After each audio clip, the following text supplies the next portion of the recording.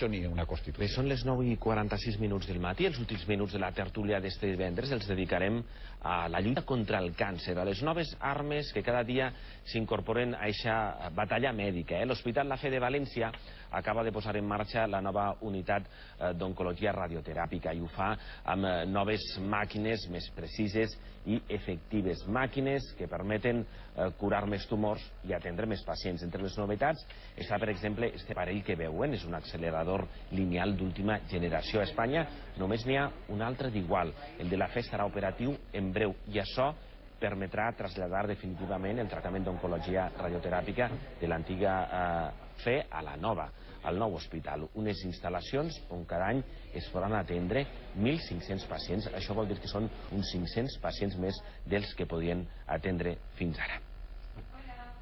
Bé, al capdavant d'esta unitat d'oncologia terapèutica està el doctor Alejandro Tormo, que ens acompanya este matí en la tertúlia. Doctor, molt bon dia. Bon dia. Gràcies per acompanyar-nos, un plaer tindre-lo així. Què aportarà esta nova unitat que acabem de veure d'oncologia radioteràpica en el tractament del càncer? Si podríem explicar d'una forma fàcil, avui en dia tinguem uns grans coneixements oncològics, de tipus molecular, biològic, etc. Però diguem, i de diagnòstic, però tinguem un problema que el malalt oncològic té un tumor macroscòpic que es maneja dintre d'ell. I aquest moviment nosaltres no el puguem veure si no és un sistema d'imatge continu durant el tractament. Entonces, els avantatges d'esta unitat, sobretot, és que podrem reduir el marge de tractament en radioteràpia dels tumors. El reduir el marge de seguretat per aquest moviment ocasiona que irradiem menys els teixits sans, diguem la qualitat de vida, les complicacions. És a dir, és una màquina més precisa, doctor? Més que precisa és que podríem dir que persegueix el tumor. D'acord. O sigui, el tumor, diguem, imagina't en el pulmó... No es va tan a cegues, per dir-ho d'alguna manera. No. En el pulmó, per exemple, tots sabem que quan expirem es maneja, un tumor de pulmó es maneja dintre del pulmó contínuament. D'acord. Llavors, quan nosaltres irradiem, tinguem que pensar que el tumor pot estar en inspiració o en expiració, tot el moviment, el qual ocasiona tractar el tumor, el seu marge de tot aquest moviment, el que ocasiona en un moment de radiació irradiem trossos de pulmó, el qual ens impedeix donar una dosis molt elevada per les complicacions. D'acord. Esta màquina és capaç de perseguir el tumor. Allà va un tumor, allà va la radiació. Diguem que ja no és com abans que teníem una diana fija, sinó que esta diana que és mòbil, realment, la perseguim en aquestes unitats a través d'una imatge contínua durant el tractament. I la màquina s'adapta a aquest moviment. Això implicarà, doctor, que es podran curar més casos de càncer? Sí, s'ha demostrat que en tota la nova tecnologia han anat augmentant el que es diu una escalada de dosis. Al augmentar la dosis total, està demostrat que el que obtinguem és un control local, el qual va suposar una millora en la curació. Això a través del temps, de les antigues unitats de cobalto als nous acceleradors, han anat augmentant la dosis total. Quan jo era resident, perquè es faci una idea, la dosis que donem a la prostata era de 60, 65, ara estem donant de l'ordre de 90.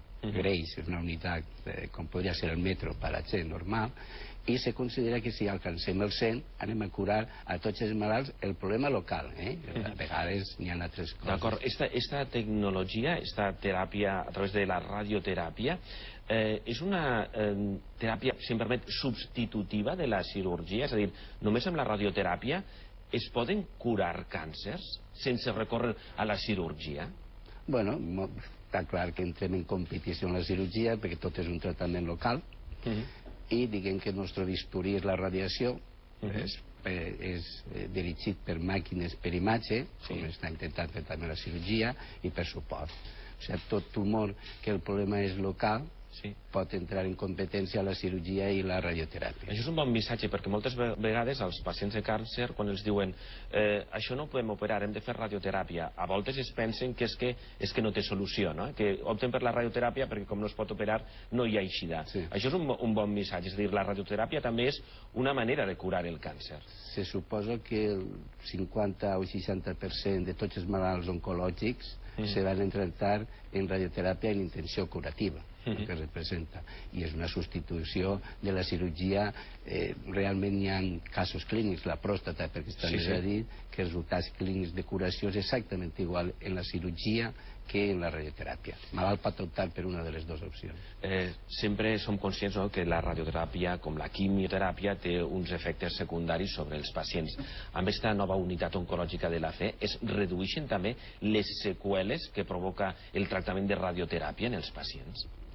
Puguem si donem la mateixa dosis total, però la intenció és augmentar la dosis total mantinguent la toxicitat, els problemes que pot tindre en la radioteràpia, que actualment quasi totes les unitats de la comunitat són molt reduïts, perquè la tecnologia avança, però avança contínuament. Esta és l'última, per supost, és la més perfeccionada que existeix en el mercat, podríem dir europeu o mundial. I llavors, claro, tindrem aquesta millora, però la nostra intenció és augmentar la dosis total. Diguem que la toxicitat o les complicacions les anem a mantindre perquè ja són de l'ordre de l'1%. El que vostè està dient, doctor, per a tractar un càncer es pot fer perfectament en Espanya amb les mateixes garanties que als Estats Units, no?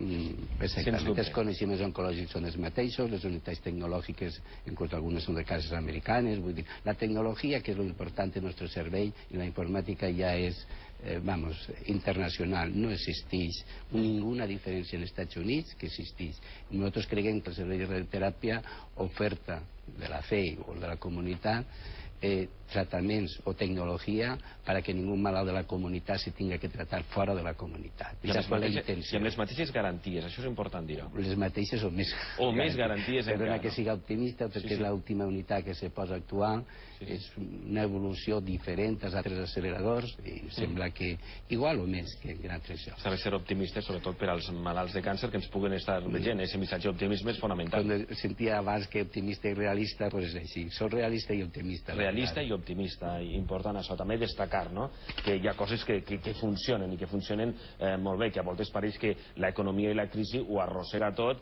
i que tot vaja malament. No, hi ha coses que funcionen i molt bé, ¿no?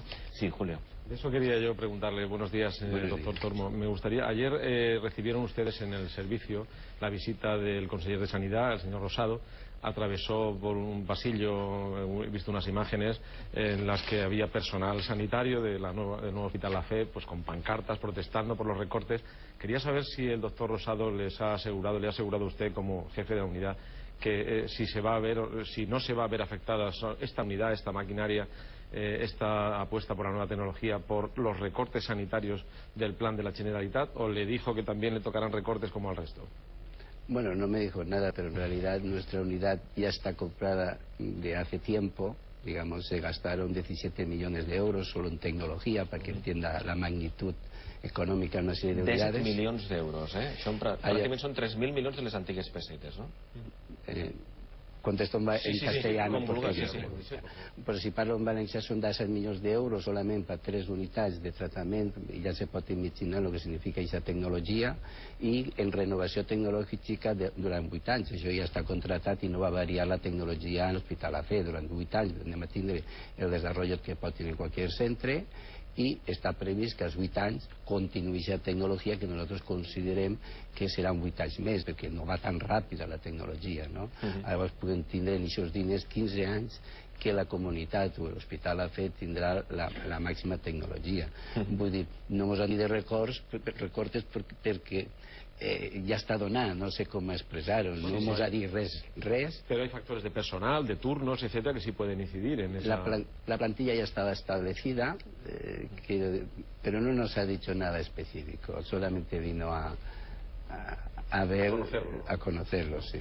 Sí, Jorge. Un dels principals problemes, jo torno a treballar al càncer perquè me pareix que és un tema molt interessant i que ens preocupa a tots moltíssim. Un dels principals problemes del càncer és precisament que no se sap com se genera, quan se fica en marxa això de que si tenim tots i de sobte les cèl·lules que estaven dormides se fiquen, se desperten i comencen. En aquestes noves tècniques, a més del tractament per evitar el problema, n'hi ha alguna aportació per tota aquesta investigació que ens permetís conèixer millor per què, com, què ocorreix, perquè clar, pot vigilar la cèl·lula cancerígena en aquest seguiment que ha descrit vostè, potser n'hi ha conclusions que ens permeteixen també, voldria saber si tenen previst i n'hi ha investigació paral·lela per els... Jo, quan vaig començar a la residència a Severo Ochoa i Rubio dient, en 8 anys acabem en el càncer, no? I ja s'hi porta anys i sempre estem quasi en el mateix nivell. Els avanços han vingut més de la informàtica, el coneixement de la cèl·lula tumoral, és una aventura, tants conceptes moleculars i tal. Està clar que si no actuem en la primera fase en la mutació d'aquesta cèl·lula normal de qualsevol cèl·lula del nostre organisme, siga de tipus somàtica, genètica, sexual, la que fos, en el temps va desenvolupar un tumor perquè no hem sigut capaç de controlar-la, de diagnosticar-la. I llavors, clar, el tindre un coneixement exacte del nostre mapa genètic, vam actuar en dianes ja no tòxiques com les que n'hi ha actuals, sinó a aquest nivell. Però també penso que trobarem molt sobre la vejez, o sigui, moltíssim canvi. Doctor, arribem al final de la tertúlia d'este matí. La pregunta del milió, la que vostè deia fa uns instants. Quan jo era resident em van dir que en 8 anys acabàvem en el càncer. Hi ha una data per a dir posarem fi al càncer? O això continua sent una utopia? Jo crec que avançarem moltíssims, viurem moltíssim, controlarem la enfermedad, la cronificarem. La cronificarem, viurem més anys, però és com dir-te, tu creus que controlem la vejez? Sí. Pues quasi anem al mateix nivell, perquè si podem canviar nostres cèl·lules per unes sanes i actives, també les podrem canviar per més joves. Penso que serà així en el futur, que cada vegada veurem més, que tratarem molt més malalts, que se n'aniran en una fase molt més precoç, inclús a nivell celular, ja no a nivell que tinga una massa tumoral, etcètera, com ha anat l'evolució, però va costar... Ens quedem, en qualsevol cas, en aquest missatge d'optimisme, missatge d'optimisme a través de la tecnologia que es posa en marxa en la nova fe pel tractament del càncer a través de la radioteràpia, també amb aquest missatge d'optimisme que ens diu vostè, aconsellem cronificar com a mínim el càncer, no? Viure, conviure amb ell d'una manera més fàcil. Doctor Alejandro Tormo, cap d'Oncologia Terapèutica de la Nova Fe, gràcies per haver-nos acompanyat este matí i enhorabona, per cert, per la feina que fan a diari. Gràcies, i en nom del Servei de Radioteràpia, gràcies per la invitació. Bé, posar el punt i final a la tertúlia d'este divendres. Julio, Jorge, Juan Carlos, gràcies als tres per haver-nos acompanyat. A tots vostès, citar-los, ja saben, si volen, així en la tertúlia de la televisió pública valenciana. Serà dilluns a partir de les 9 del matí. Un plaer i que passen el millor cap de setmana possible. Gràcies.